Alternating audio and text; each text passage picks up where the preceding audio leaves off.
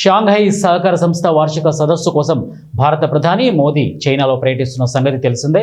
ఈ సందర్భంగా చైనా అధ్యక్షుడు జిన్పింగ్తో భేటీ అయ్యారు. ఇరు దేశాల మధ్య సంబంధాలపై మాట్లాడారు. ఈ క్రమంలో జిన్పింగ్ మాట్లాడుతూ భారత్ చైనా స్నేహంగా ఉండడం సరైన నిర్ణయమన్నారు. ప్రధాని మోదీని మరోసారి కలవడం తనకు ఎంతో ఆనందంగా ఉందంటూ ఎస్సీఓ సదస్సుకు జిన్పింగ్ ఆహ్వానం పలికారు. గత ఏడాది కజన్లో ఇరువురి నేతల మధ్య జరిగిన భేటీని జిన్పింగ్ గుర్తు చేసుకున్నారు. ప్రపంచంలోనే అత్యధిక జనాభా కలిగిన రెండు దేశాలు గ్లోబల్ సౌత్లో ముఖ్యమైన సభ్యులను పేర్కొన్నారు. ఇరు దేశాల్లోని ప్రజల శ్రేయస్సును దృష్టిలో ఉంచుకొని సంబంధాల పునరుద్ధరణ బాధ్యతను తాము భుజాన వేసుకున్నామని అన్నారు. పొరుగు దేశాలుగా తమ మధ్య స్నేహపూర్వక సంబంధాలు కొనసాగాలని ఆకాంక్షించారు.